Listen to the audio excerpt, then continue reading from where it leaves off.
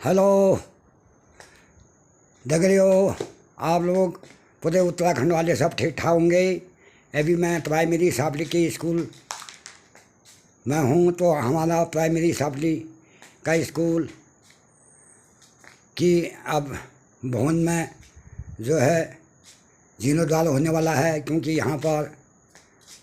कोई बच्चे और न अध्यापक हैं और यहाँ पर पूरा स्कूल जो है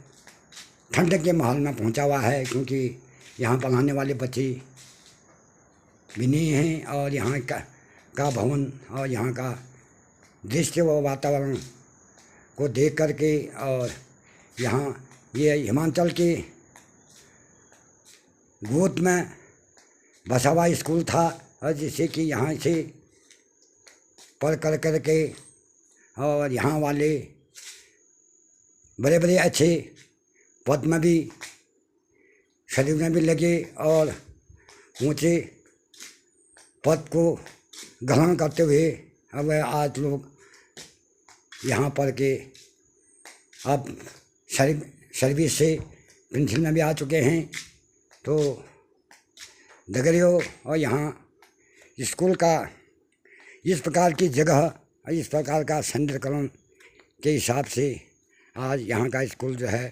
बंजर स्थिति में दिखाई दे रहा है। तो दगड़ियों, और अब हम लोगों का दिमाग और हम लोगों के काम में काफ़ी परिवर्तन हो गया है, क्योंकि अब यहाँ पढ़ाने की अपेक्षा लड़के व गांव वाले हर ऊपर पहाड़ी क्षेत्र के लोग सब पलायन करने के लिए अपने बच्चों को कोई भलाई, कोई कपकोट, कोई असों, कोई बागेश्वर भेज रहे हैं। और तो यहाँ का दृष्टिकोण और हिमाचल में के गोदी का स्कूल का माहौल को देख कर के और हम लोगों को कुछ समझ में नहीं आ रहा है कि हम लोगों की दैनिक दशा इस प्रकार बिगड़ती जा रही है। और जैसे कि जो पहले प्राइमरी अपने अपने गांव में अपने अपने इलाके में बच्चों को पढ़ाते थे, वे बच्चे संभल करके बड़े बड़े ऊंचे पद में भी लगे हुए हैं। और तो आज दगड़ियों, अब यहाँ ये हिमाचल की गोदी का स्कूल के से देख करके और चारों ओर का दृश्य और नज़ारा, इसे पार जो है सीधे डना गांव दिखाई दे रहा है। और डना गांव के बगल पर बगल गांव की सीनरी भी दिखाई दे रही है। और इस ऊंचाई से आगे अब मीरी, दुबार और भोजन और हर जगह के इलाके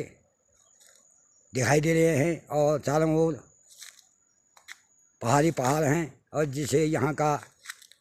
पहाड़ी वातावरण का दृश्य कोण के हिसाब से और यहाँ की स्कूल की जगह को देख करके, और ऊपर आगे भयानक जंगल है और चारों ओर पेड़ पौधे से घिरे हुए हैं।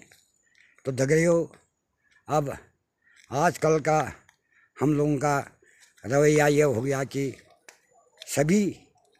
गांव वाले जो है अपने अपने बच्चों को पढ़ाने के स्तर में बाहर जा चुके हैं। और तो खैर दगड़ियों,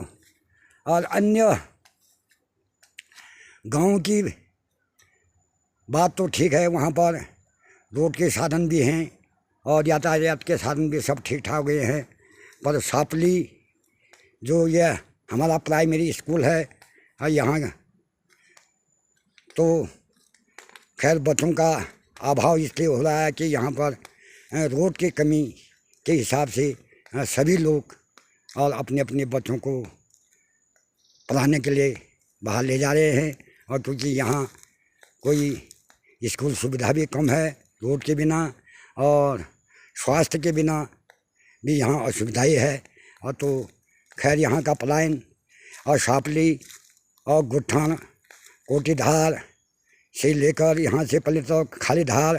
ठांगधार फुलवारी फुलाचौड़ यहाँ के लोगों का तो खैर बच्चों को बाहर भेजने का कारण ही है, क्योंकि यहाँ पर यातायात के साधन और रोड की सुविधा नहीं होने के कारण से और सभी लोग जो है ये टोक वाले जहाँ पर रोडों की कमी है वे लोग सब अपने अपने बच्चों को बाहर पलायन के लिए पढ़ाने के लिए भेजे हैं। तो देख रहे हो अब हम लोगों का पलायन होना भी जरूरी था, और क्योंकि यहाँ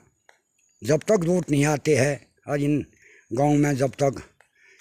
सुधार नहीं होता है तो ये हिमाचल पर्वत की गोदी का स्कूल अब बंजर देखने से हमको भारी दुख महसूस हो रहा है कि देखो और पूर्वजों से बना हुआ स्कूल आज इस प्रकार बंजर दिखाई दे रहा है। तो देख रहे हो अब इस गांव का स्कूल आगे बढ़े और भारत सरकार इन जगहों में रूट मंजूर करने की कोशिश करते तो और हमारे